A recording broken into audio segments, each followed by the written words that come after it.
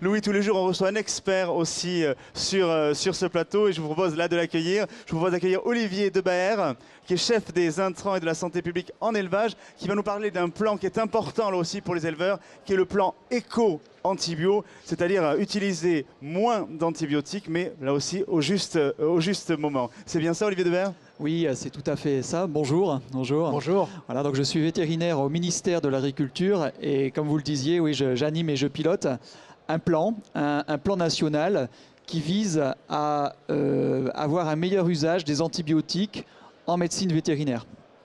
Ça veut dire qu'on diminue, c'est ça, hein, l'usage d'antibiotiques ? Oui, on diminue en évitant de les utiliser lorsque on peut éviter ces usages.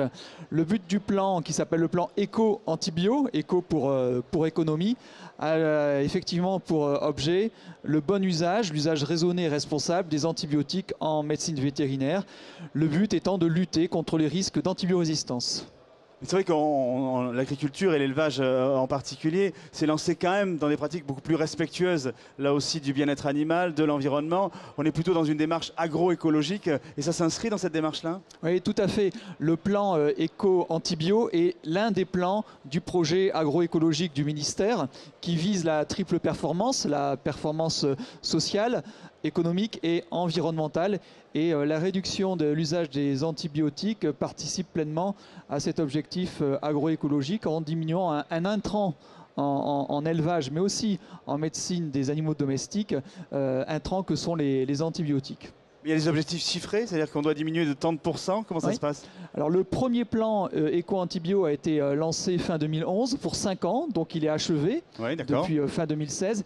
Il visait un objectif de moins 25% d'exposition des animaux aux antibiotiques et nous atteignons cet objectif de moins 25%. Et d'ailleurs, la France est le second pays après les Pays-Bas à avoir autant réduit en si peu de temps sa consommation d'antibiotiques en médecine vétérinaire. Et d'ailleurs, aujourd'hui, nous utilisons moins d'antibiotiques en médecine vétérinaire par kilo d'animal qu'en médecine humaine ramené par kilo d'humain, si je puis dire. Donc on est vraiment sur une direction tout à fait vertueuse et je dois remercier, en étant au Salon de l'Agriculture, à la fois la profession vétérinaire et les éleveurs pour les efforts qu'ils font, puisque sans eux, on ne pourrait pas avoir de succès dans ce plan éco-antibio. C'est vrai que pour diffuser ces bonnes pratiques, il faut effectivement que le binôme vétérinaire et éleveur aille dans le même sens, c'est sûr. Oui, c'est un véritable binôme, un couple, un tandem qui, de concert, vont dans une réduction des usages des antibiotiques, et ce, en améliorant les conditions d'élevage, en améliorant la qualité de l'alimentation, la qualité de l'eau, la qualité des conditions d'élevage, et puis aussi la vaccination, par des programmes de vaccination. Et d'ailleurs, nous avons cette année une campagne nationale de communication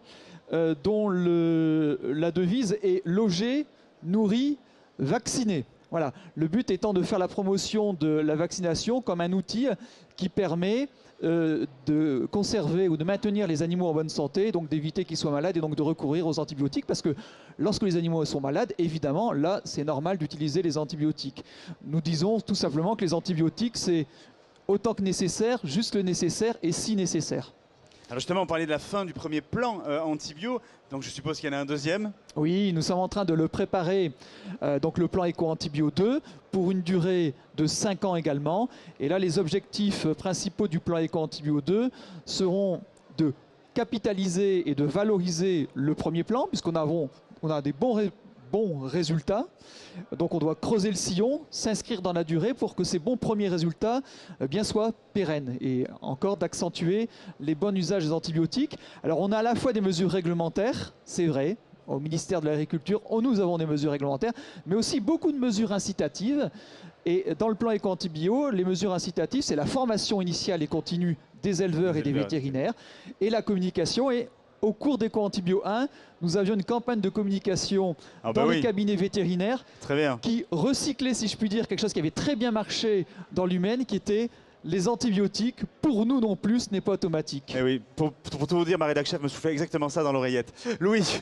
Non, ben, la question c'est ça, c'est quelles sont les marges de progression aujourd'hui? C'est quoi? C'est l'expérience déjà du premier plan qui va permettre de dire bon, on va un peu plus loin dans l'usage ou en tout cas dans le non-usage des antibiotiques, parce qu'il doit y avoir une limite quand même où après on prend des risques, ou j'imagine que c'est ça la complexité, c'est de trouver cette limite où après il ne faut pas aller trop loin justement dans la démédicalisation. Oui, quoi. Exactement, parce que les antibiotiques, en 30 secondes. Les antibiotiques ne sont pas le problème. Le problème, c'est le mésusage.